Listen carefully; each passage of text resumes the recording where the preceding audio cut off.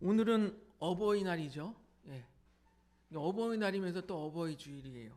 참 이런 날이 쉽지가 않은데 왜 어버이날을 만들어서 이렇게 사람들을 귀찮게 할까요? 예, 아멘 나왔습니다. 왜 어버이날을 만들어서 이렇게 사람들을 귀찮게 할까요? 근데 여러분, 이 부모님의 사랑은 산소와 같아서 우리가 이미 다 받아 누리고 또 지금도 받고 있지만 그 사랑을 깨닫지 못하기 때문에 이 어버이날을 만들어서 1년에 한 번만이라도 이 어버이의 사랑을 좀 깨닫고 기억해라. 그리고 인간답게 좀 살아라. 이런 의미로 어버이날을 만들었지 않나 싶습니다. 근데 성경에 나오는 인물들도 다 효자가 아니에요. 불효자들이 많아요. 그래서 오늘은 성경에 나오는 불효자 베스트 5를 한번 정해봤습니다. 예. 성경에 나오는 불효자 베스트 5 5위는 삼손입니다. 아니, 삼손하면 사사기에 나오는 뭐 힘센 그런 사람 아니야? 도대체 뭐가 불효자지? 이렇게 번뜩 떠오르지 않는 분들이 많으실 것입니다. 예, 삼손의 부모는요 원래 아이를 낳지 못하였어요. 불임 가정이었죠. 그런데 하나님의 은혜로 아이를 가지게 되었는데 그게 바로 삼손이에요. 태어나면서부터 나실인으로 바쳐졌던 인물이 삼손입니다. 그래서 이 어머니가 힘들게 임신을 하고 또한 나실인으로 바쳐졌기 때문에 어머니 임신 때부터 금할 것은 금하고 이렇게 조심조심해서 아이를 낳은 게 바로 이 삼손이라는 사람인 거예요. 그러니까 얼마나 귀하겠습니까? 불임이었다가 아이를 가지고 하나님께서 또 나실인으로 하나님께 드려진 사람이고 얼마나 귀하겠습니까? 이 아들이 삼손이 나실인으로서 하나님의 뜻에 맞게 살아가야 되는데 그렇지 못한 거예요. 이 삼손이 어느 날 아버지께 와서 이 부모님이 반대하는 결혼을 하겠다고 하는 거예요. 부모님이 반대하는 결혼을. 하나님께서는요 이방인과 결혼을 금하셨어요. 왠지 아시죠? 삼손이 근데 블레셋 여인과 결혼하겠다고 떼를 쓰고 있는 것입니다. 하나님께서 이방 여인과 결혼하기를 반대하셨던 이유는 이방 여인과 결혼하면 이방 여인들이 섬기는 우상신들이 들어와서 그 사람이 하나님을 배신하고 이방신을 섬기기 때문에 이방 여인과 결혼하지 말라고 하셨던 거예요. 사사기 14장 3절을 보겠습니다. 넘겨주세요. 우리 같이 한번 읽어보겠습니다.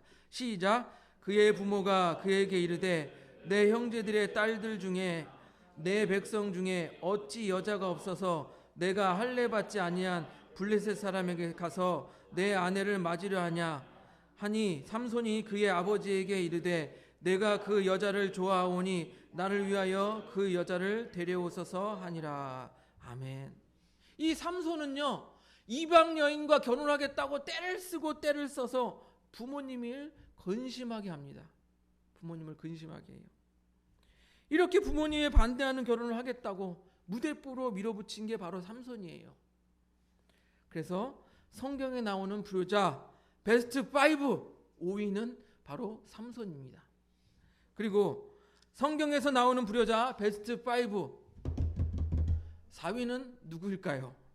4위는 홈리와 비느하스입니다. 홈리와 비느하스.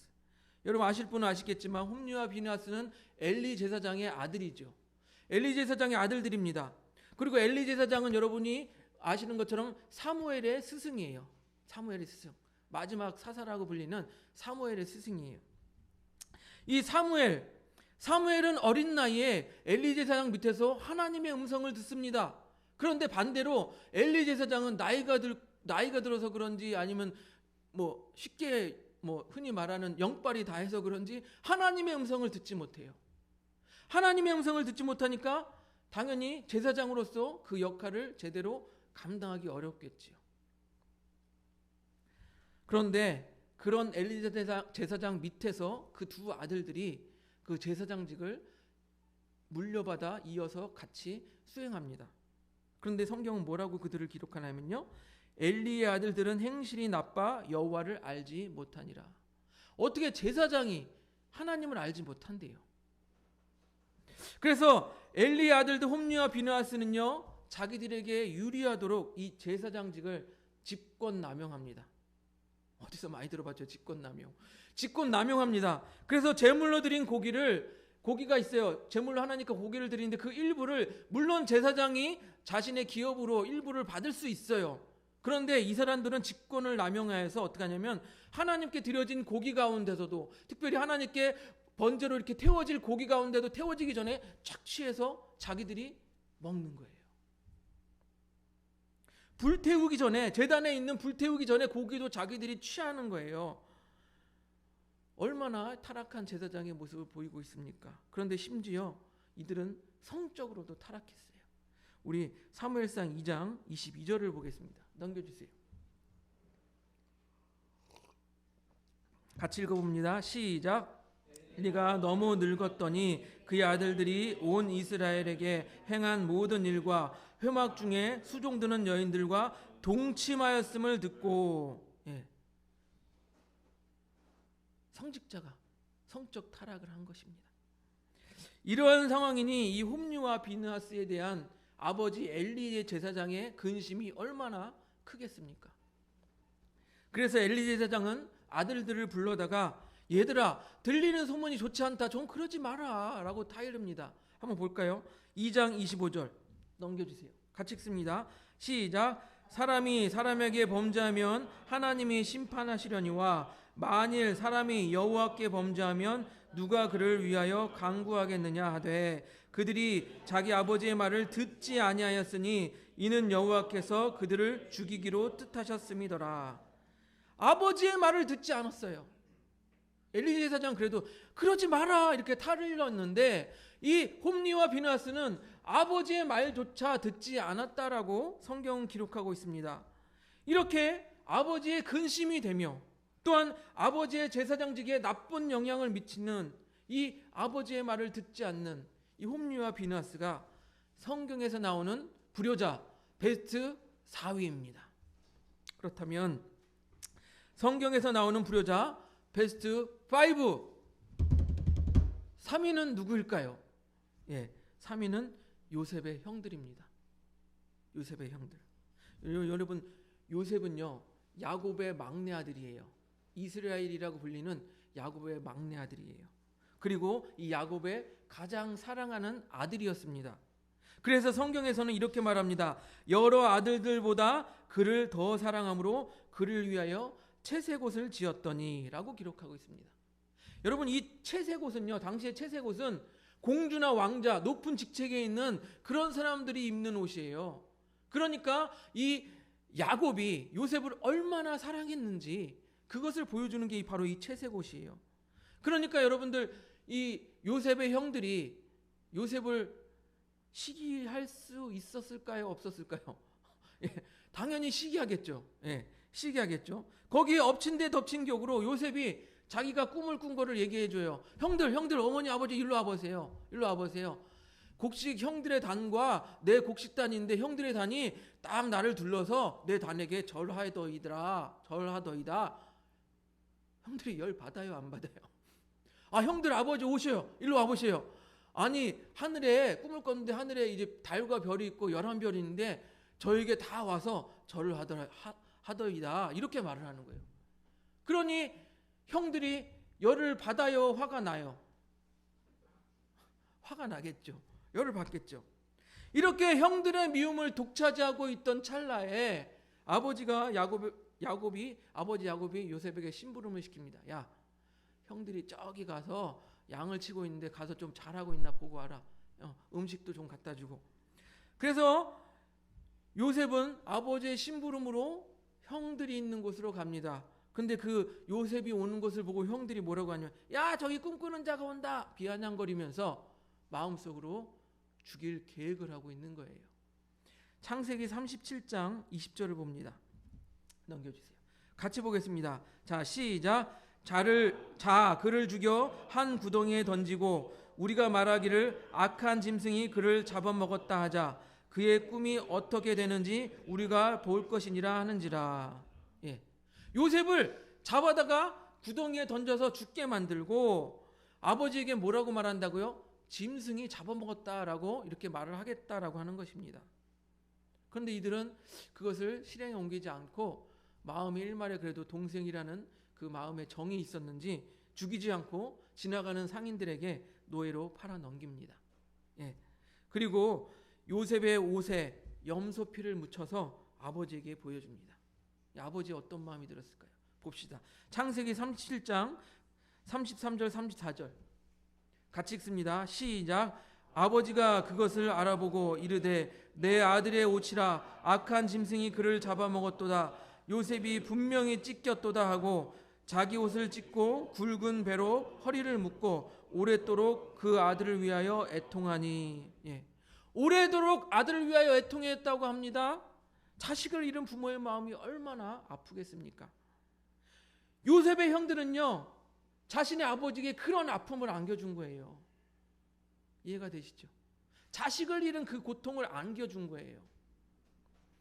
이렇게 아버지 야곱에게 깊은 절망과 아픔을 안겨준 이 요셉의 형들이 성경에 나오는 불효자 베스트 5, 3위입니다. 3위. 그렇다면 성경에 나오는 불효자 베스트 5 2위는 누구일까요? 2위는 돌아온 탕자입니다. 돌아온 탕자의 이야기는 누구나 다 잘 알고 계실 것입니다. 그런데 탕자가 이름이 무엇인지는 나오지 않습니다. 성경에는 다만 그냥 두 번째 아들이다, 둘째 아들이다라고 말하고 있습니다.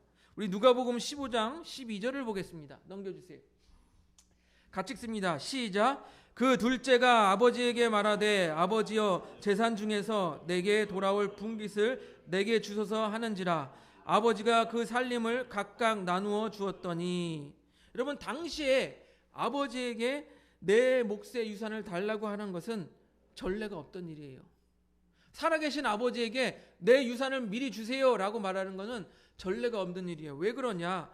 유산이라는 것은 아버지가 죽은 후에 받는 거예요. 아버지가 죽은 후에 받는 거예요. 그렇기 때문에 둘째 아들의 이 유산을 미리 달라고 하는 말은 실질적으로 이런 말이에요. 아버지, 저는 아버지가 죽은 사람이었으면 좋겠습니다. 이렇게 말하는 것과 같은 거예요. 아버지에게 온전히 순종을 강조되었던 그 당시에 아버지에게 아버지, 저는 아버지가 죽었으면 좋겠어요. 이렇게 말하는 것과 같은 거예요. 이렇게 아버지가 죽었으면 좋겠다고 말하는 탕자가 성경에서 나오는 불효자 베스트 5 2위입니다. 그러면 성경에서 나오는 불효자 베스트 5 1위가 누구일까요? 여러분 마음속에 있죠? 누구일까요? 바로 압살롬입니다. 압살롬. 대망의 1위는 압살롬이에요. 압살롬은요, 여러분 다윗의 아들이에요. 그런데 이 압살롬은요, 자신의 호위병들을 병거에 태우고 막 끌고 다니면서 자기가 멋지게 보이려고 이렇게 애를 씁니다. 사람들에게 좋아 보이게 하려는 거예요.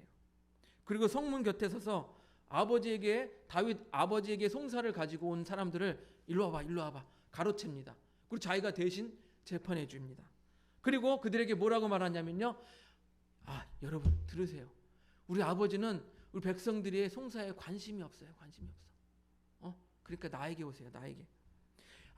백성들의 마음을 자기에게 향하기로 이렇게 뺏어갑니다. 그리고 때가 되어서 압살롬은 헤브론으로 가서 나팔을 불면서 이렇게 말을 합니다. 압살롬이 헤브론에서 왕이 되었다라고 선포를 합니다. 그러니 다윗이 어떻게 되었는지 한번 보세요. 사무엘하 15장 14절 넘겨주세요. 같이 읽습니다. 사무엘하 15장 14절 시작. 예루살렘에 함께 있는 그의 모든 신하에게 이르되 일어나 도망하자. 그렇지 아니하면 우리 중에 한 사람도 압살롬에게서 피하지 못하리라. 빨리 가자. 두렵건대 그가 우리를 급히 따라와 우리를 해하고 칼로 성읍을 칠까 하노라. 여러분, 앞에서 2위였던 탕자를 보면 아버지가 빨리 죽었으면 좋겠습니다. 이 정도 수준이었다면 이 압살롬은 칼을 들고 직접 아버지를 죽이려고 하는 것과 똑같은 거예요. 칼을 들고 아버지 죽이려고 막 덤벼드는 것과 똑같은 모양을 하고 있는 것입니다. 거기에 더해서 성경에서 금하고 있는 아버지의 하체를 금하지 말라고 하는 그 범죄까지 범하고 있는 거예요. 사무엘하 16장 22절을 보겠습니다. 넘겨주세요.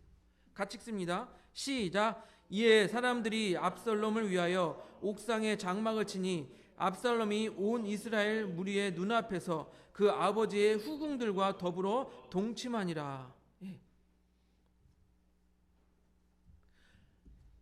아버지의 하체를 범하지 말라는 이 하나님의 금하는 법에 더 나아가서 백성들이 보는 앞에서 성 옥상에 천막을 치고 아버지의 후궁들, 아버지의 첩들과 동침을 하는 거예요.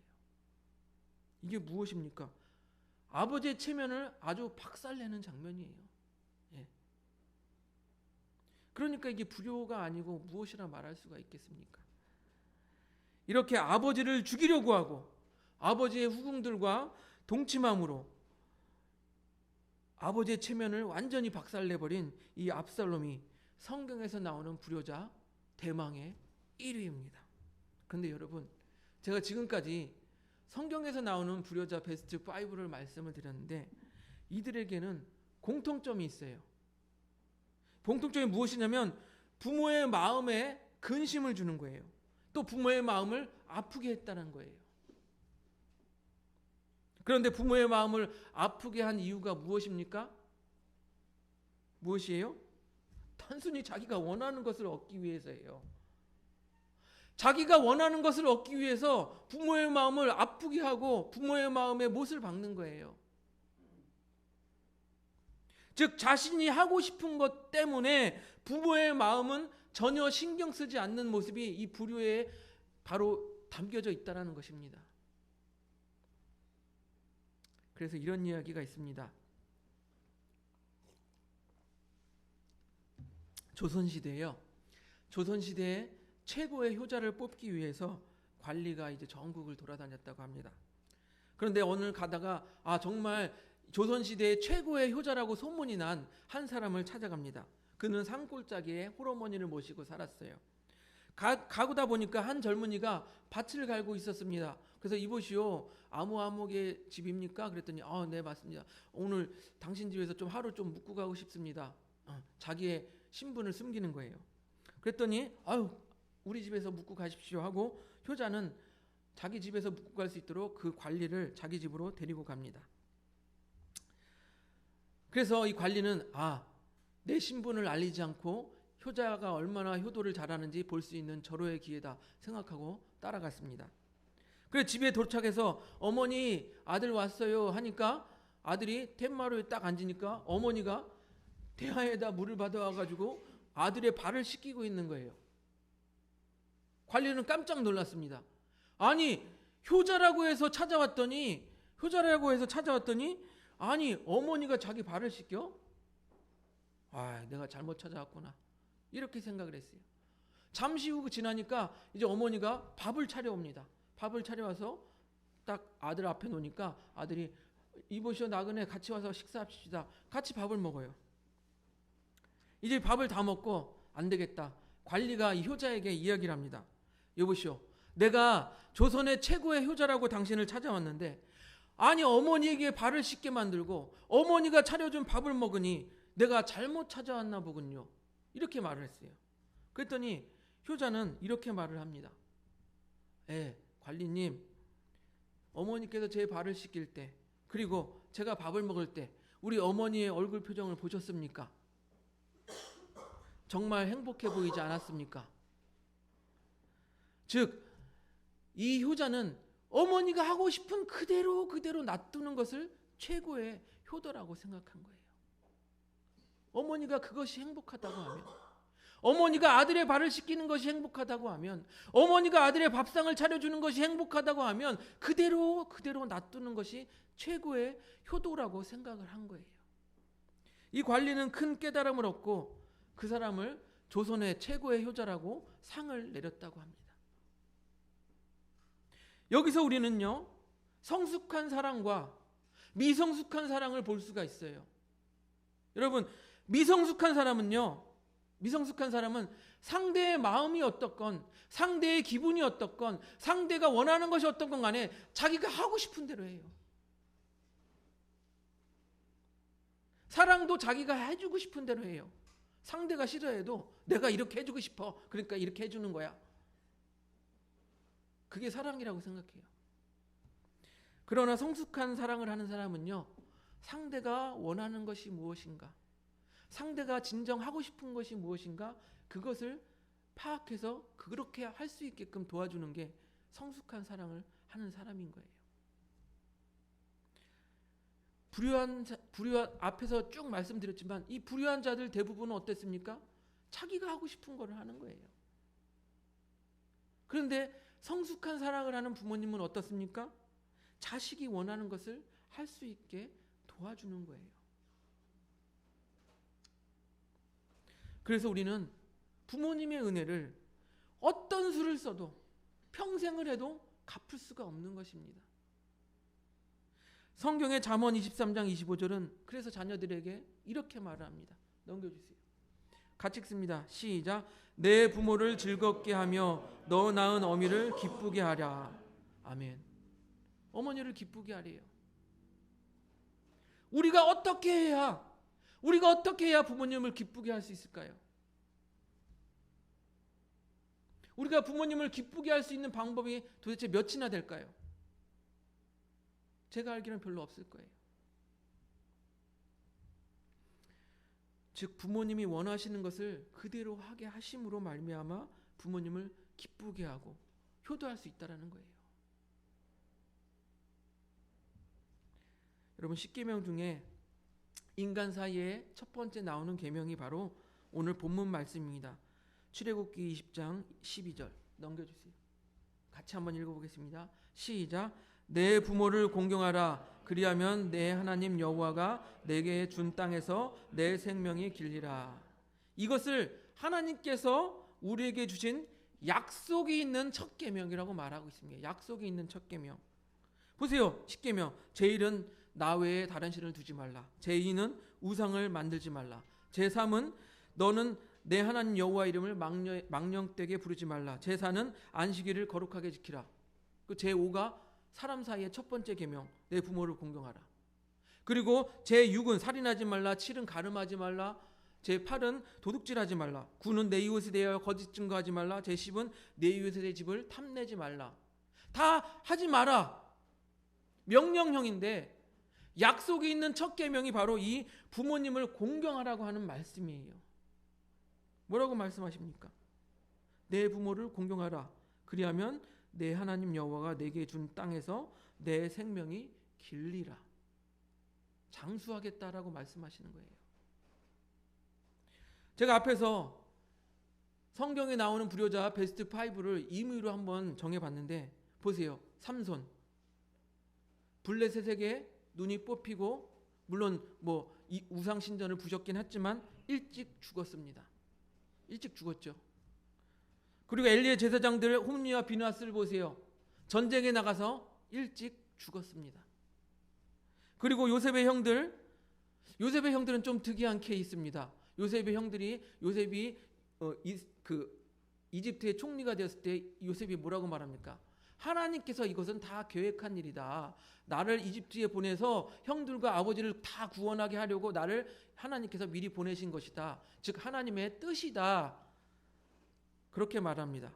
그러므로 이것은 넘어가도록 하겠습니다. 또 돌아온 탕자를 보세요.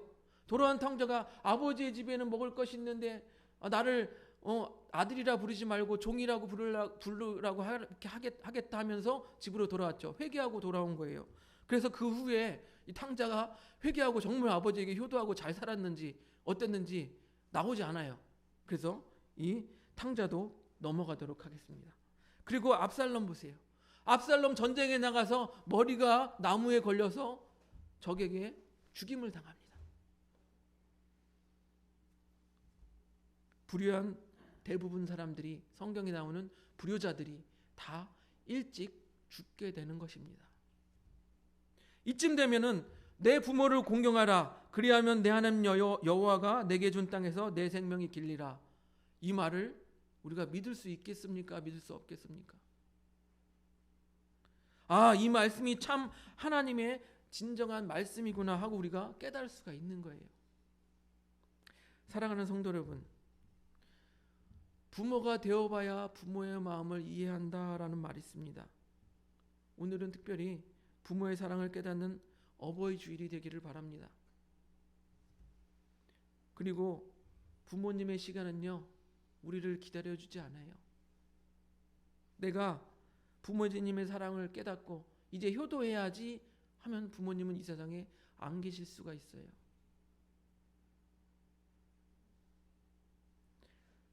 그래서 일찍 효도하시기 바랍니다. 깨달았을 때 바로 효도하시기 바랍니다. 나의 생각, 나의 기준이 아닌 정말로 부모님의 마음을 헤아리는 그 마음으로 효도하시기를 바랍니다. 그리고 오늘 그리스도인으로서 하나님의 이 약속의 말씀을 지키며 살아가시기를 바랍니다. 내 부모를 공경하라. 그리하면 내 하나님 여호와가 내게 준 땅에서 내 생명이 길리라. 이 약속의 말씀을 지키며 살아가시기를 바랍니다. 신명기에는요, 여기에 더해서 이렇게 말씀하세요. 내 생명이 길고 복을 누리리라 라고 말하고 있어요. 복도 더하여 주신대요. 그렇게 말씀도 지키고 부모님께 효도도 하고 복도 누리는 일석삼조인 것이에요. 얼마나 좋아요. 효도도 하고 복도 누리고 말씀도 지키고 이렇게 효도도 하고 복도 받고 장수하는 우리 하늘봄교회 성도님들이 되시기를 주님의 이름으로 축복드립니다.